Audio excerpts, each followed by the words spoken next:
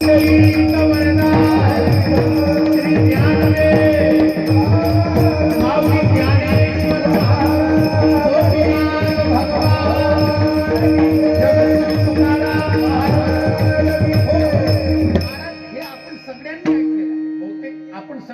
अभंगावर ऐकत असताना बऱ्याचदा ह्या गोष्टी ऐकत असतो की मागणं उचित नाहीये.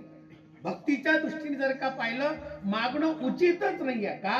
कारण तुकोबारायांनी मागावं हे वाक्यच जरा पटण्यासारखं नाहीये. काही मागणे हे आम्हा अनुचित. तुकोबाराय म्हणतात वडिलाची री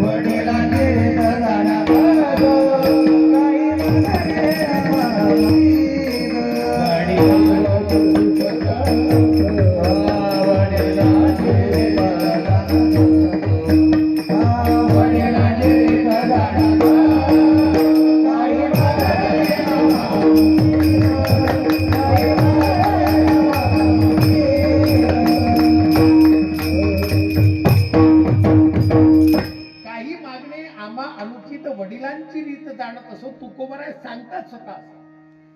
तू म्हणाल महाराज आता तुम्ही एक शब्द वापरला मागणीचा स्वभाव सांगितला ना, आता इथं म्हणतात तुकोबारायचा स्वभावच नाही. मागण्याचा स्वभाव नाही, प्रश्नच नाही आहे. तुकोबारायांनी काही मागितलं असेल असं कुठंतरी दाखवून द्या. तुकोबाराय मागतच नाही.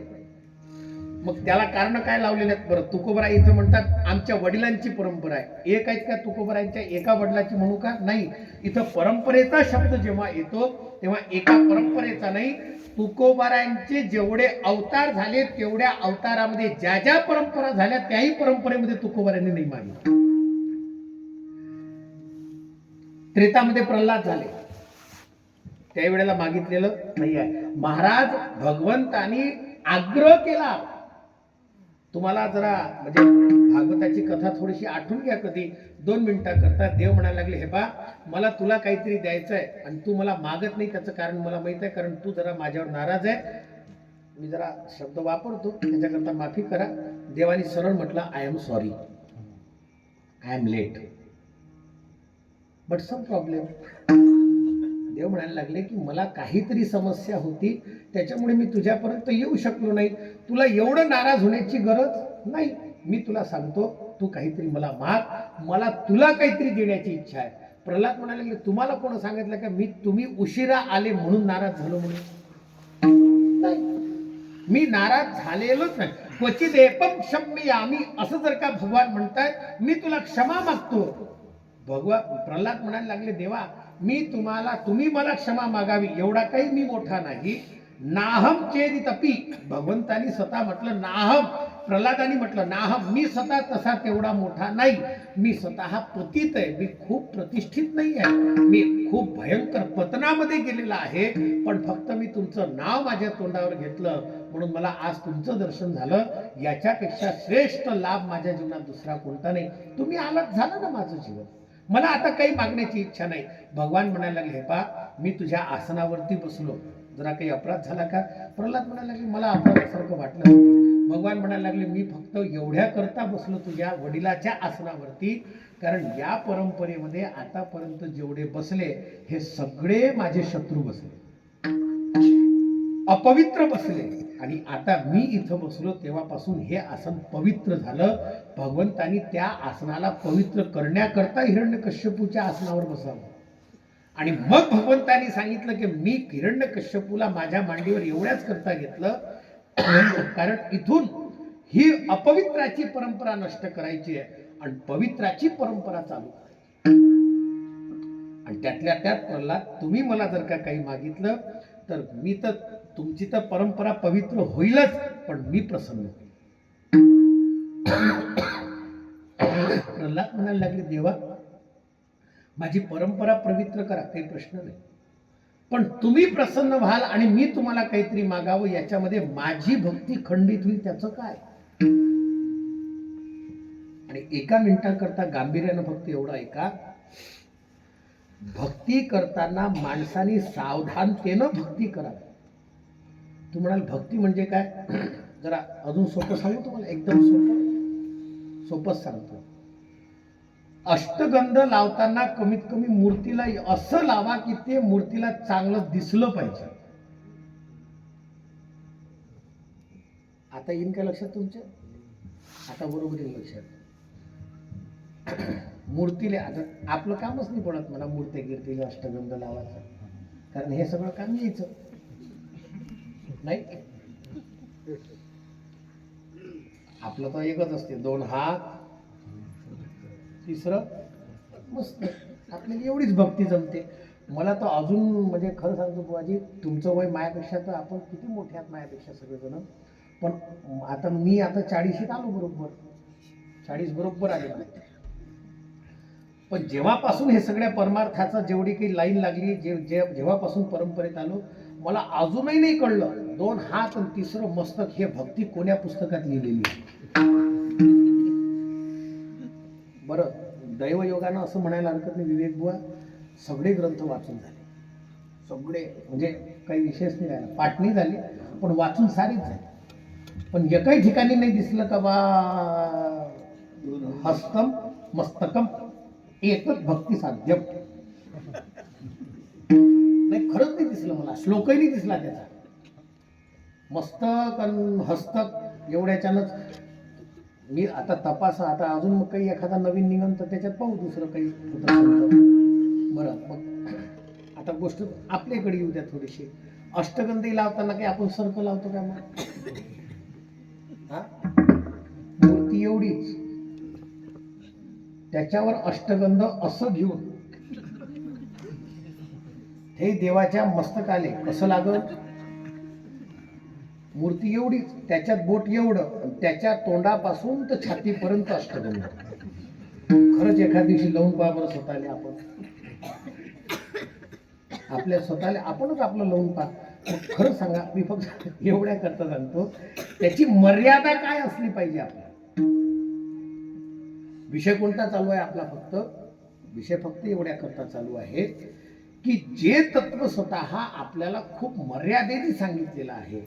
भगवान प्रल्हाद म्हणायला लागले, देवा खरं सांगू का, एक गोष्ट पक्की लक्षात घ्या, तुम्ही माझ्याकरता आले आणि मी तुम्हाला स्वतः काहीतरी मागावं, याच्यामध्ये माझी भक्ती, माझी साधना सवय वणिक व्यवहारात भवत.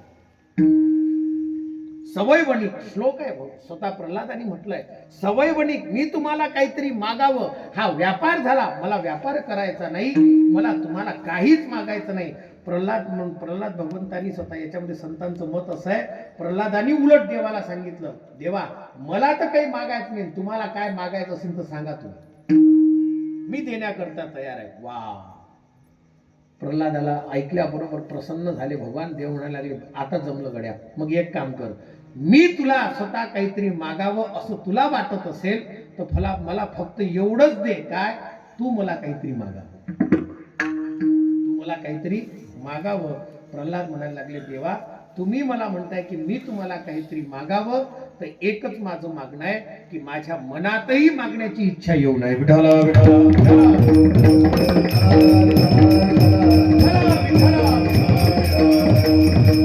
मागण्याची इच्छा येऊ नये, एवढं तर का प्रल्हादजी महाराज मागत असतील, यानं सगळ्या अवतारामध्ये ही सगळी जी वडिलांची परंपरा आहे ना, त्या संपूर्ण परंपरेमध्ये तुकोबारांनी कधीच स्वतः करता काहीही मागितलेलं नाही. पण कधी कधी एखाद वेळेस मागणीचा स्वर जो निघतो, किंवा मागणीचा या अभंगामध्ये किंवा या पदामध्ये आलेला जो स्वभाव दर्शन आहे, तो कशा करताय? तो फक्त एकाच गोष्टी करताय. कोणत्या? मागितलेला आहे तुकोबारायांनी, काही प्रश्नच नाही. पण तुकोबारायांचं मागणं स्वतः करता नाही. तुकोबाराय म्हणतात मागाय, मी मागतोय देवा तुम्हाला, पण मागण्याच्या संदर्भामध्ये माझ्या तीनच गोष्टी महत्वाच्या आहेत. कोणकोणत्या? अभंगाच्या पहिल्या चरणामध्येच त्या गोष्टी सांगितलेल्या. काय? पहिलं, मी जे मागतोय काय आहे ते पहा. आता अभंग लक्षात घ्या, ज्याच्या ज्याच्या पाठ असेल त्यानं पुढं आणा. मागणे ते एक, तुझं प्रती आहे दोन, आणि तिसरं देशील तरी पाहे तीन स्वभाव दर्शन याच्या. आता फक्त कोटी ऐकून घ्या, म्हणजे जास्त तुम्हाला झोप नाही आली पाहिजे, तेवढंच फक्त तेवढं ऐकून घ्या. मागणे ते एक म्हणजे एकच मागणं आहे, दुसरं मागणं नाही, म्हणजे अन्य मागणं नाही. तुझं प्रती, तुझ्याशिवाय दुसरं कोणाकडे नाही, याचा दुसरा अर्थ आहे कोटी पाहिजे. अन्यान्य, दुसऱ्यापासून नाही. आणि देशील तरी पाय म्हणजे जबरदस्तीचा सौदा नाही, अन्यायानं मागत नाही, अन्य नाही, अन्यान्य नाही आणि अन्यायानं तुला मागत नाही. हे तीन स्वभाव दर्शन या अभंगाच्या पहिल्या चरणात. विडाला विडाला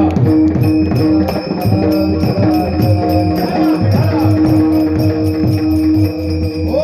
मग महाराज तुम्ही म्हणाल या अभंगामध्ये हे स्वभाव दर्शन काय आहे?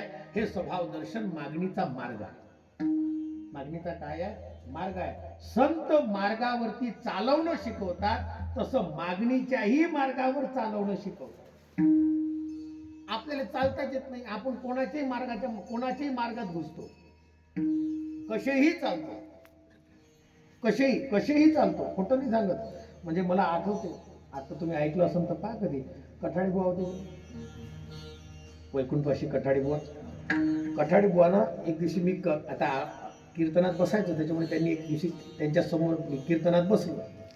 त्यांनी त्यांच्या कीर्तनात एक गोष्ट सांगितली, आपण कशाच्याही मागं जातो. ते म्हणायला लागले आम्ही पंढरपुरात भागवत केलं, आणि पंढरपुरात भागवत केल्यानंतर दररोज दर्शनाला जातो. भागवत झाल्यानंतर दर्शन करणं, मग आपल्या मठावर जाणं, तिथं जेवण वगैरे करणं, सगळं नियम होतं. गेलो. आता गेल्यानंतर गोष्ट अशी झाली, दर्शन केलं पांडुरंगाचं. आता ज्याला पांडुरंगाचं मंदिर माहित आहे त्यांनी पांडुरंगाचं दर्शन केलं. आणि काही महिला मंडळी आमच्या याच्यातल्या, काही पुरुष मंडळी नवीन होते बिलकुल, पंढरपुरात भागवत ऐकायला भेटते, पण पहिल्यांदाच जाणं आहे म्हणून पहिल्यांदा गेलेले होते, फर्स्ट टाइम. जो फर्स्ट टाइम जाते ना त्याला जरा जास्त हुरूक असते सगळ्या गोष्टीचा. की आपले पुढं 4-4, 5-5 जण, 4-4, 5-5 जण होय पुढं करता गेले. झाली गोष्ट अशी, जो गट होता तो भुलले. हे 4-5 जण पुढं, माणसं पुढं, त्याच्या पुढं होते कर्नाटकातले. त्याच्या पुढे दर्शन आले. विठ्ठलाच्या मंदिरातून निघाले, रुक्मिणी मातेच्या मंदिरात जाताना मधात ओटा येतो. आता त्या कर्नाटकातल्या एका माणसाने खा झाली इथं. एकाएकी त्याचा हात थोडासा काय होता काय नाही, ते एकाएकी ते इथपर्यंत काही जाता नाही आलं. नेमकं झालं असं तर त्याचं बोलणं याला कळत नाही, कर्नाटकातलं तिकडच्या भाषेतलं सोडूनच द्या. नेमकं त्यांनी गोष्ट, त्याचा हात काही पुरत नव्हता, मागं हेच होते आपल्या इकडचे. येईले बोलायला गेला तर येईले सांगता येत नाही का बा हातानं असं जरा खाजून दे म्हणून, इथं पाठ खाजून. त्यांनी आयडिया केली. त्यानं काय केलं, विठ्ठलाचा जो ओटा होता त्याला पाठ घासले.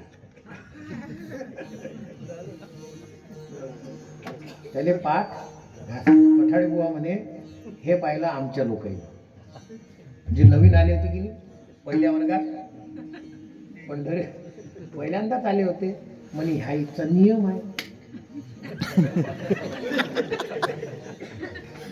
हा इथचा काय झाले सुरू.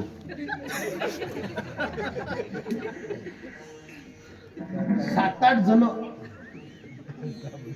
आता ओट्याले घासणं काही सोपं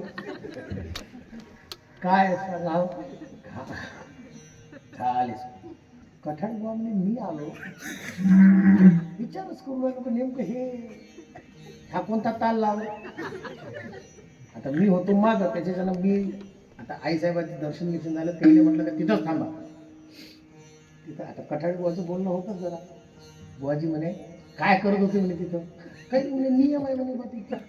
कोण सांगितलं नियम आहे असं सांगितलं कोण म्हणे ते पुढचे होते म्हणे तेले कोण ते कोण आहेत म्हणे ते कर्नाटकातले होते तेले काय माहित आहे म्हणे कोण सांगितलं तेवढं सांग म्हणे नाही आमच्या समोर त्यानं एकानं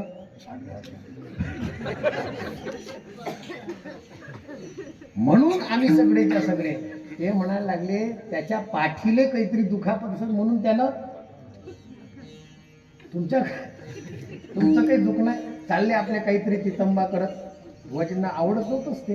बुवाजींना तिथंच सगळ्यांना झापलं. मला फक्त सांगायचं काय आहे आपण फक्त हे अशी पद्धत नाही आपण कोणाच्याही नादी लागतो. आपण कोणाच्याही नादी लागतो आणि परिणाम काय होते जो मुख्य प्रवाह आहे मुख्य मार्ग आहे तो मार्ग विसरून जातो. म्हणून संत मार्ग सांगतात. विठ्ठल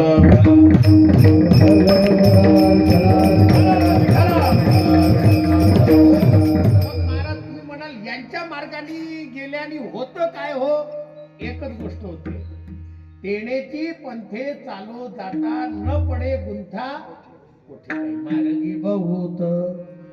मार्गी बहुत याती गेले साधू संग याती गेले साधू संग मार्गी बहुत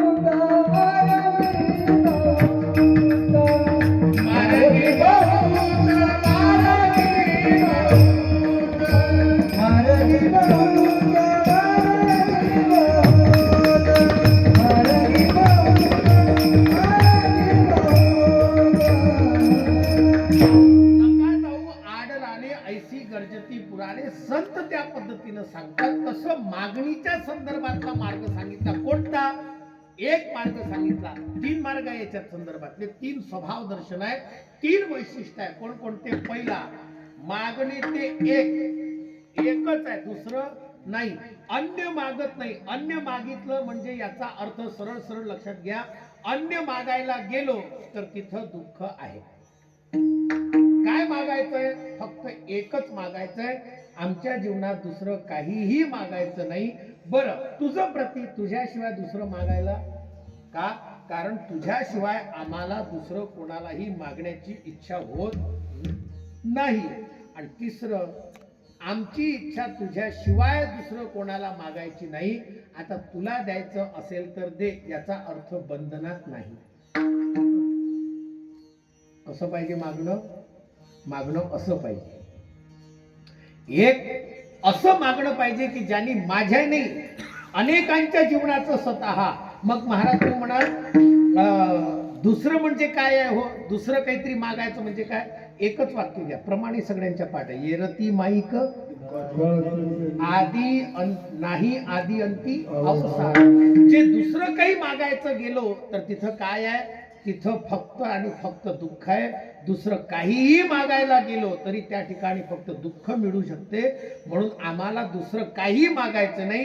मागणे ते एक दुसरं तुलाच मागायचं दुसरं कोणाला मागायचं नाही. का कारण तू देणारा आहे. तू काय आहे देणारा आहे म्हणून देव आहे. जर का देणारा नसता तर देव राहिला नसता. देणारा आहे आणि तू काही साधारण नाही आहे. कोण भगवान साधारण नाही. पंढरीनाथ साधारण नाही. देतो किती देतो एवढं की त्याच्या देण्यामध्ये महाराज अनंत अनंत हा शब्द आलेला आहे. किती अनंत. भगवान देणारा अनंत आहे आणि त्याच्या अनंत स्वतः व्यापक असणारा परमात्मा किती देतो हो महाराज विचार करा ना. सुदाम्याच्या जीवनामध्ये भक्त सुदाम्याच्या जीवनामध्ये काय दिलं हो त्यांना. सुदामजी महाराजांनी दिलं काय हा मुष्टी पोहे. बस मुष्टी पोहे घेऊन या त्याच्या भेटीला गेला का. आणि यांनी काय दिलं शुद्ध भाव देखोनिया गाव विचार करा, पोहे देणं आणि घर नाही, बंद गाव, गाव सोन्याचं करणं. विचार करा, हा देणारा किती मोठा असला पाहिजे. जर का याच्या देण्यामध्ये एवढी उदारता आहे तर मग याच्याशिवाय दुसरा कोणी पाहिजे का? नाही. मग नेमकं इथं एक विषय झाला. एक झालं मागायचं, दुसरं काही नाही, तुझ्याशिवाय दुसरं कोणाला मागायचं नाही. आणि तिसरी महत्वाची गोष्ट आहे, ही भक्ताची सावधानता आहे. म्हणून भक्ताला सावधतेने फक्त एवढंच म्हणायचं आहे, देवा आमची इच्छा अशी आहे, तुला द्यायचं असेल तर पहा. याचा अर्थ बळजबरी नाही. तुझी इच्छा असेल तेव्हा भगवंत म्हणायला लागले, तुकोबा तुमच्या मागणीचा स्वभाव मी जाणतोय, पण नेमकं तुम्हाला पाहिजे काय? अभंगाच्या दुसऱ्याचं